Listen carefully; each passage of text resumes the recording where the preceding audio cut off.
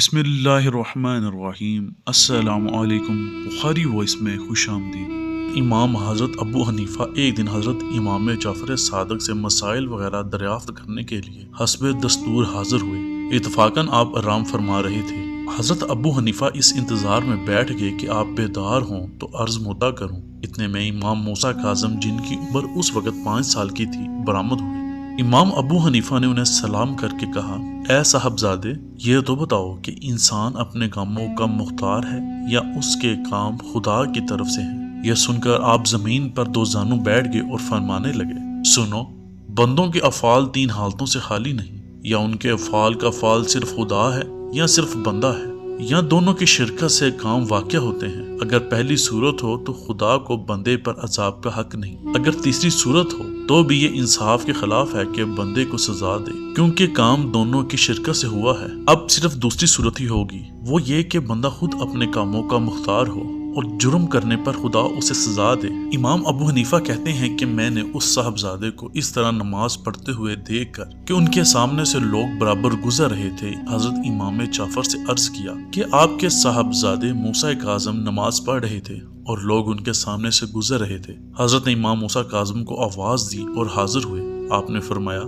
بیٹا، ابو حنیفہ کیا کہتے ہیں؟ ان کا کہنا ہے کہ تم نماز پڑھ رہے تھے اور لوگ تمہارے سامنے سے گزر رہے تھے۔ امام کاظم نے عرض کی، بابا جان، لوگوں کے گزرنے سے نماز پر کیا اثر پڑتا ہے؟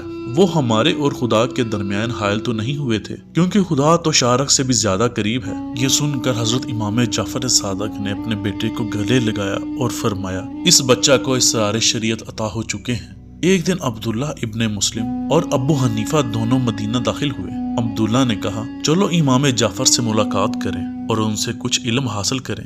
یہ دونوں حضرت کے در دولت پر حاضر ہوئے۔ یہاں پہنچ کر دیکھا کہ حضرت کے ماننے والوں کی بھیڑ لگی ہوئی ہے۔ اتنے میں امام جعفر صادق کی بجائے امام موسیٰ کاظم برآمد ہوئے۔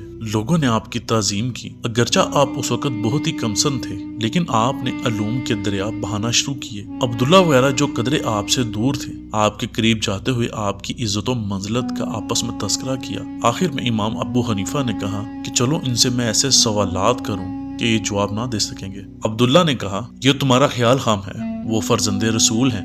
الغرض دونوں حاضر خدمت ہوئے۔ امام ابو حنیفہ نے امام موسیٰ کاظم سے پوچھا، صاحبزادے، یہ تو بتاؤ، اگر تمہارے شہر میں کوئی مسافر آئے اور اسے قضائے حاجت کرنی ہو تو کیا کرے، اور اس کے لیے کون سی جگہ مناسب ہوگی؟ حضرت نے فوراً فرمایا، مسافر کو چاہیے کہ مکانوں کی دیواروں کے پیچھے چھپے، ہمسایوں کی نگاہوں سے بچے، نہروں کے کناروں سے پرہیز کرے، جن مقامات پر درختوں کے پھل گرتے ہیں ان سے بھی بچے، مکانوں کے صحن سے علیحدہ، شاہراہوں اور راستوں سے الگ، مسجدوں کو چھوڑ کر نہ قبلہ کی جانب منہ کرے نہ پیٹھ، پھر اپنے کپڑوں کو بچا کر جہاں چاہے رفع حاجت کرے۔ یہ سن کر امام ابو حنیفہ حیران رہ گئے اور عبداللہ کہنے لگے، میں نہ کہتا تھا کہ یہ فرزند رسول ہیں، انہیں بچپن ہی میں ہر قسم کا علم ہوا کرتا ہے۔ ایک دن حضرت امام جعفر صادق مقام میں تشریف فرما تھے۔ اتنے میں آپ کے نور نظر حضرت امام موسیٰ کاظم کہیں باہر سے واپس آئے۔ حضرت امام جعفر صادق نے فرمایا، بیٹے، اس پر ذرا مصرع لگاؤ، بری باتوں سے دور رہو اور ان کا ارادہ بھی نہ کرو۔ حضرت امام موسیٰ کاظم نے مصرع لگایا، جس کا ترجمہ یہ ہے، جس کے ساتھ بلائی کرو، بھرپور کرو۔ پھر فرمایا، اس پر بھی مصرع لگاؤ، تمہارا دشمن ہر قسم کا مکر و فریب کرے گا۔ آپ نے مصرع لگایا، جب دشمن مکر و فریب کرے تب بھی اسے برائی کے قریب نہیں جانا چاہیے۔ اللہ مجھے اور آپ کو آسانیاں دے اور آسانیاں تقسیم کرنے کی توفیق عطا فرمائے، آمین۔